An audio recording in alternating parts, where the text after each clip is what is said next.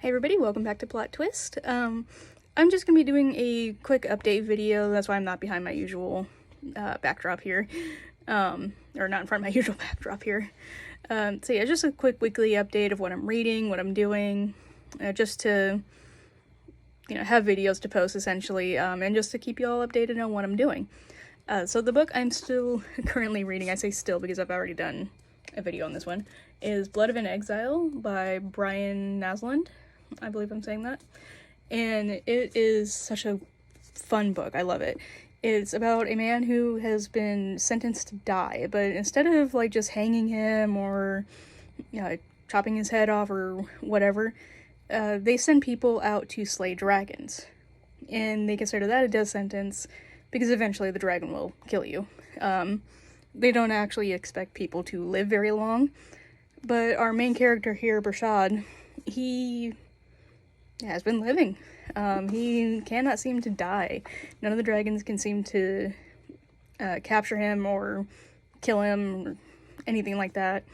And he gets a tattoo for each one that he slays here, so you can kind of see that. And so he's just covered in tattoos, which I'm all for. Yeah, so he is considered flawless, or he's called the Flawless, Bershad. So he's been sentenced to die for a crime that he supposedly committed. So far they're kind of vague on what that was, but it does not seem like it was justified. It just seems kind of like the king got mad and said, hey, go away.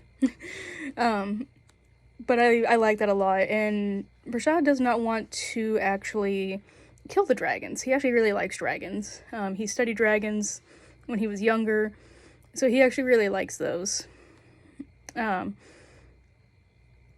what I really like about that, too, is what actually I like about this book, is that they treat dragons as an actual creature within the world. What I mean by that is, usually you have a dragon that's up on top of a mountain and it's raiding farms or killing people or whatever. These dragons actually impact their environments. So they're just like any other predator. They impact what species are around. They impact how the vegetation is because of what they eat. So they're predators. They, keep populations down. They just keep a general natural order. And so they are actually part of the food chain. And that's what I really like about this book so far, is that it has that science in there while still being a beautiful fantasy. And it's a wonderful fantasy, too. There's lots of magic, but it's subtle. It's because people are still trying to find it, in a sense. But there's alchemists as well, so they use a bit of science and magic all together. And of course, the dragons have a very important role to play in all this. So it's found out that another kingdom is threatening to kill all the dragons. They're not making this known just yet, but they have plans to cull the dragons that will migrate to this area eventually. On top of that, the queen's sister has been kidnapped by the same country, actually. So the queen sends Bershad to this kingdom in order to stop the culling of the dragons, but also to get her sister back.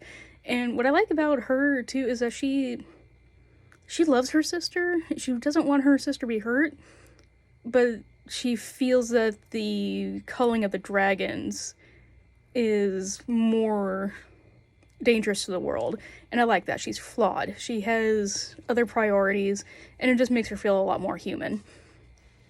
So yeah, this is so far a really fun book.